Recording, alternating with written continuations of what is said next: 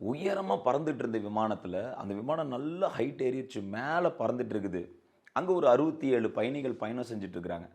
அதில் இருக்கிற ஒரு வாலிபன், அந்த வாலிபன் பையன் பேர் வந்து மரியோ நிக்போரேச் அப்படிங்கிற 23 வயசு வாலிபன் என்ன பண்ணியிருக்கிறான், எமர்ஜென்சி டோர் இருக்கு இல்லையா ஃப்ளைட்டில், அதை போட்டு பிடிச்சி நம்பிட்டு இருந்திருக்கான். அதை ஓப்பன் பண்ண ட்ரை பண்ணிட்டு இருந்திருக்கான்.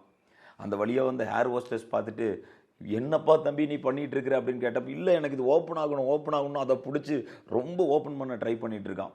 உடனே இவங்கெல்லாம் விமான நிலையத்துக்கெல்லாம் அலர்ட் கொடுத்து டெட்ராய்டுங்கிற ஒரு இடத்த நோக்கி போயிட்டு இருந்த அந்த விமானத்தை வேறு அவசரமாக பக்கத்தில் இருக்கிற இடத்துல தரையிறக்கி எல்லா பயணிகளையும் வெளியில் கொண்டு வந்து இவனை கூட்டிகிட்டு போய் அரெஸ்ட் பண்ணிட்டாங்க இந்த தம்பியை. பிரியமானவர்களே, கர்த்தர் எல்லாத்தையும் கண்ட்ரோலில் வச்சுருக்காரு. அவருக்கு தெரியும் எப்போ திறக்கணும் எப்போ க்ளோஸ் பண்ணணுங்கிறது. உங்களுடைய ஆவிக்குரிய உங்களுடைய லைஃப்பில் நீங்கள் எங்கே போயிட்டுருக்கிறீங்க? ஒரு சில காரியங்கள் எனக்கு இப்போவே ஓப்பன் ஆகணும், இப்போவே எனக்கு இந்த காரியம் நடக்கணும்னு நீங்கள் நினைக்கலாம். ஆனால் அப்போ அது ஓப்பன் ஆனால் பிரச்சனை அப்படிங்கிறது நமக்கு தெரியாது. அந்த ஏர் ஹோஸ்டஸுக்கு தெரிஞ்சது போல தான். சரியா? ஆண்டவர் எப்போ வாசலை திறக்கணுமோ அப்போ அழகாக திறந்து உங்களை ஆசீர்வதிப்பார். கர்த்தருடைய கரத்தில் பொறுமையாய் காத்திருக்கிறது நல்லது. God bless you.